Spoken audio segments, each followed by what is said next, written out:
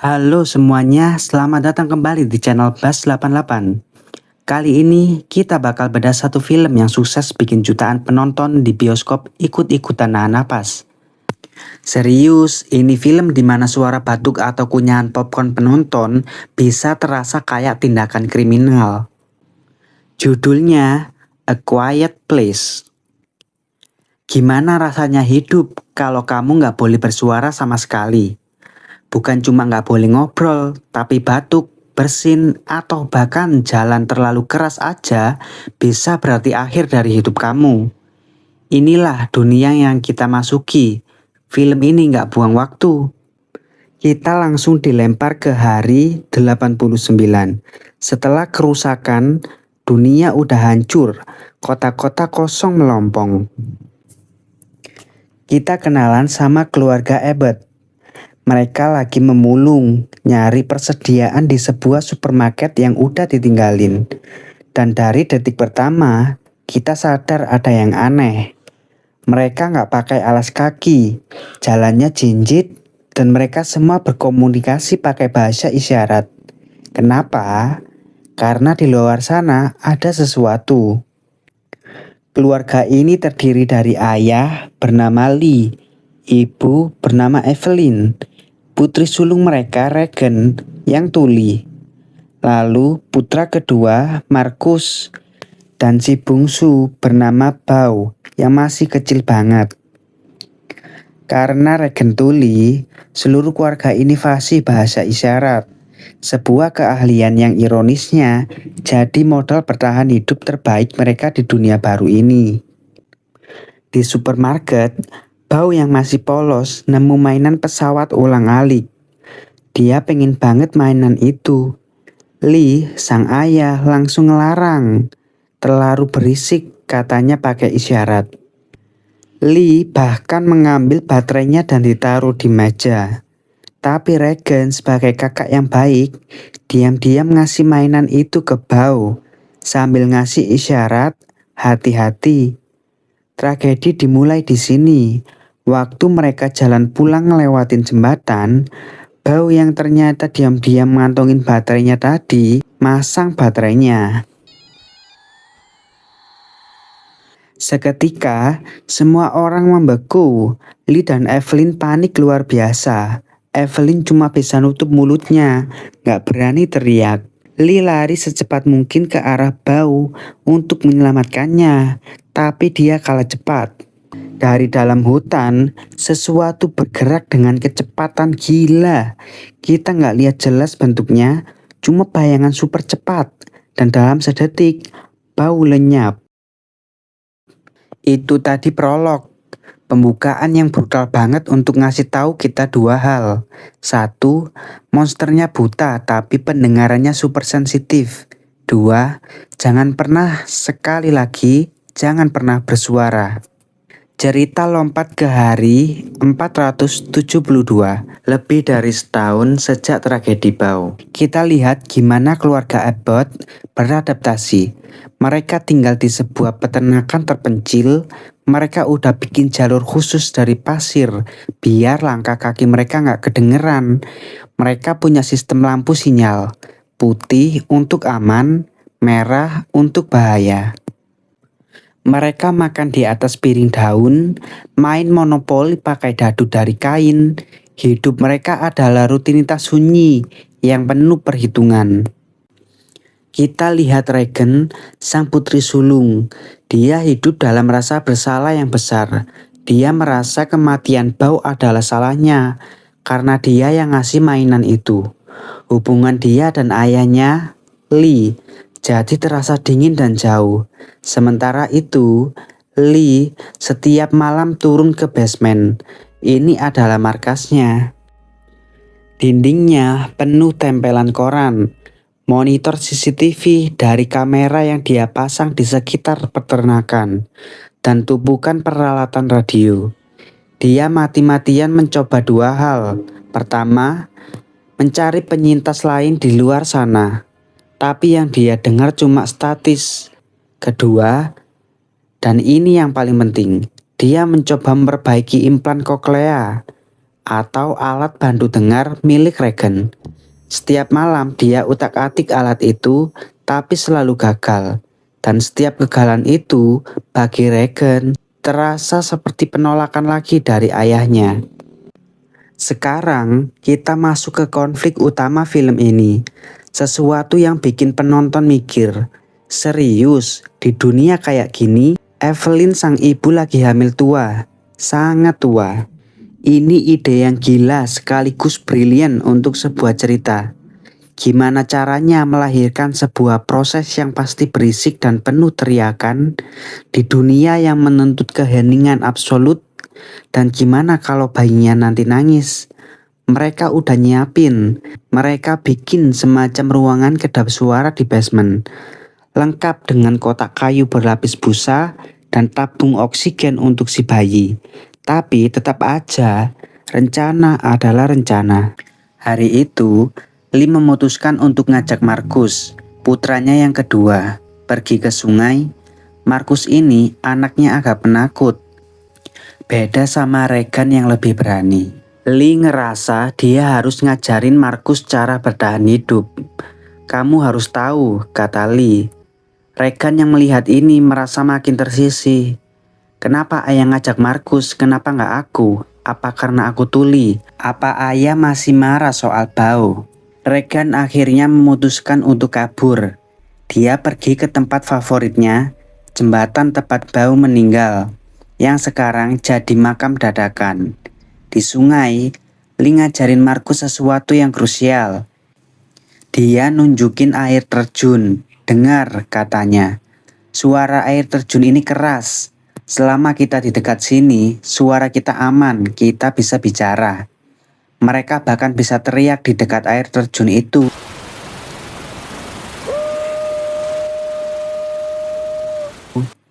Ini adalah satu-satunya momen kebebasan mereka. Lee juga ngasih tahu Markus bahwa dia akan selalu melindungi mereka. Sementara itu, di rumah, Evelyn sendirian. Dan tentu saja, di saat yang paling gak tepat, air ketubannya pecah. Persalinan dimulai. Dia panik, tapi tetap berusaha tenang. Dia mulai jalan pelan-pelan ke basement. Dan terjadilah adegan yang mungkin paling bikin ngilu di sepanjang film. Saat menurunin tangga kayu, Evelyn gak sengaja nginjek paku besar yang mencuat ke atas. Sakitnya pasti luar biasa, tapi dia gak boleh teriak. Dia cuma bisa menggigit handuk. Nahan sakit dia gak kebayang. Karena terlalu fokus nahan sakit, dia gak sengaja menyenggol dan menjatuhkan bingkai foto di dinding. Kaca pecah. Suara itu, walau gak terlalu keras di telinga kita, di dunia mereka itu ibarat suara ledakan bom. Evelyn tahu apa artinya. Dengan sisa tenaga, sambil nahan sakit paku dan kontraksi, Evelyn meraih saklar lampu dan menyalakannya. Lampu di sekitar peternakan berubah jadi merah. Disinilah filmnya pecah jadi 3 adegan yang berjalan barengan. Bikin kita stres nontonnya. Evelyn dan si bayi. Monster itu masuk ke rumah. Kita lihat wujudnya sekarang. Tinggi, kurus, berlapis armor kayak baja. Dan kepalanya terbuka kayak kelopak bunga untuk mendengar. Serem parah. Makhluk itu patroli di dalam rumah. Evelyn yang lagi kontraksi hebat harus nahan teriak. Dia udah masang timer dapur tepat waktu. Timernya bunyi. Makhluk itu kaget dan lari ke arah suara timer. Evelyn selamat untuk sementara. Lee dan Markus dari air terjun. Mereka lihat lampu merah menyala. Mereka lari pulang. Panik. Lee tahu Evelyn dalam bahaya. Dia nyuruh Markus lari ke tumpukan kembang api yang udah disiapin. Nyalakan kembang apinya, teriak Lee. Itu akan jadi pengalih perhatian.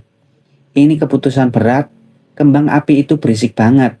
Pasti ngundang semua monster. Tapi itu satu-satunya cara memberi Evelyn waktu.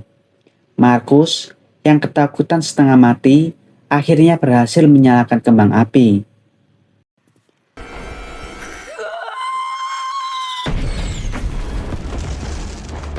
Regen dan silo gandum. Regen dari jembatan juga lihat kembang api. Dia tahu ada yang gak beres. Dia langsung lari pulang. Di tengah jalan, dia ketemu Markus. Mereka berdua panik dan dikejar monster. Satu-satunya tempat sembunyi terdekat adalah silo gandum raksasa. Mereka manjat ke atas dan masuk lewat pintu atap. Mereka pikir mereka aman, tapi atap silo yang udah rapuh itu jebol. Markus jatuh ke dalam lautan biji gandum. Markus tenggelam di dalam gandum. Dia nggak bisa nafas dan dia nggak bisa teriak minta tolong. Regen yang ada di atas nggak bisa dengar adiknya tenggelam. Untungnya, Regen sadar Markus nggak ada. Dia melihat gandum bergerak dan tanpa pikir panjang dia lompat nyusul Markus. Di saat yang sama, satu monster yang tadi ngejar mereka berhasil manjat ke silo. Monster itu masuk dan mulai mencari mereka di dalam lautan gandum. Nah, disinilah plot twist pertama terjadi. Monster itu mendekati Regen, tapi tiba-tiba implan koklea Regen yang dari tadi rusak dan sering ngedat mulai ngeluarin suara feedback frekuensi tinggi yang melengking.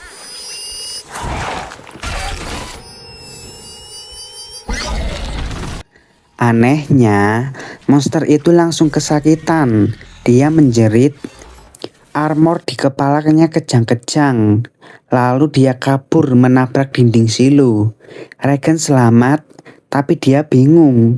Dia nggak sadar kalau suara implannya yang bikin monster itu kabur. Dia cuma mikir implannya rusak lagi. Kita balik ke Lee. Dia berhasil sampai ke rumah. Evelyn ada di bathtub dan bayinya udah lahir. Ini momen yang gila banget. Evelyn berhasil melahirkan sendirian dalam sunyi sambil dikejar monster.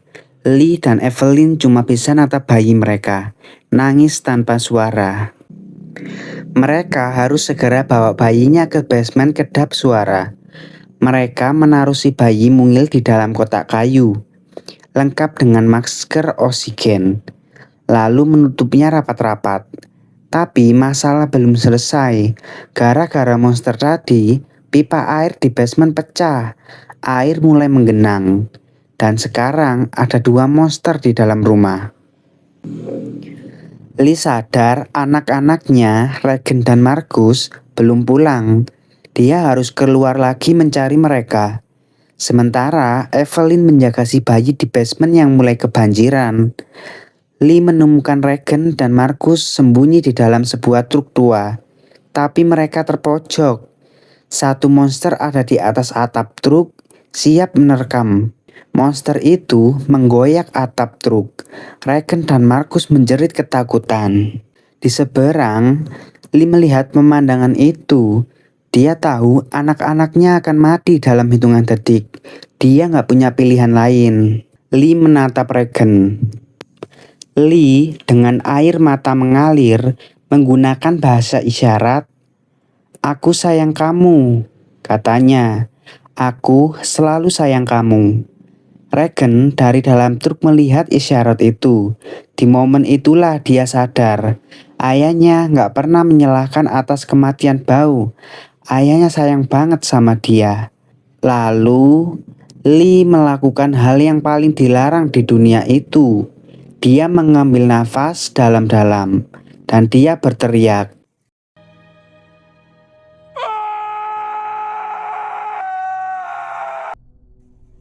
Itu adalah suara manusia paling keras yang kita dengar di sepanjang film. Monster yang ada di atas truk langsung kaget, berbalik dan lari menerkam ke arah Lee. Regen dan Markus cuma bisa teriak ngeri dari dalam truk saat ayah mereka mengorbankan dirinya. Regen dan Markus berhasil lari ke rumah dan turun ke basement. Mereka bertemu Evelyn. Mereka bertiga bersama si bayi di dalam kotak berduka dalam diam. Mereka baru saja kehilangan Lee.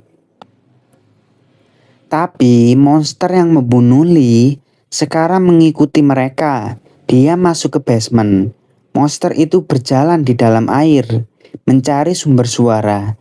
Dia mendekati Regan, dan sekali lagi, implan koklea Regan mengeluarkan suara feedback frekuensi tinggi. Monster itu kembali kesakitan. Di saat itulah Regan sadar. Dia melihat ke papan tulis ayahnya yang penuh dengan coretan dan diagram soal frekuensi dan implan. Dia melihat ke monster yang kesakitan. Dia melihat ke mic di meja radio ayahnya. Semuanya terhubung. Regan dengan gerakan cepat mengambil implannya dan menempelkannya ke mikrofon. Suara feedback itu sekarang diperkuat berkali-kali lipat lewat speaker di seluruh ruangan. Monster itu hancur. Dia menjerit kesakitan. Armor di kepalanya yang selama ini kebal peluru terbuka lebar-lebar, memperlihatkan daging lunak di dalamnya. Evelyn melihat kesempatan itu, gak buang waktu. Dia mengangkat shotgun, membidiknya. Monster itu jatuh, mati. Mereka berhasil. Tapi filmnya belum selesai. Suara tembakan shotgun tadi tentu saja mengundang perhatian. Dari monitor CCTV, Evelyn dan Regan melihat sesuatu. Dua monster lagi berlari dengan kecepatan penuh menuju rumah mereka. Mereka gak panik, mereka gak takut lagi.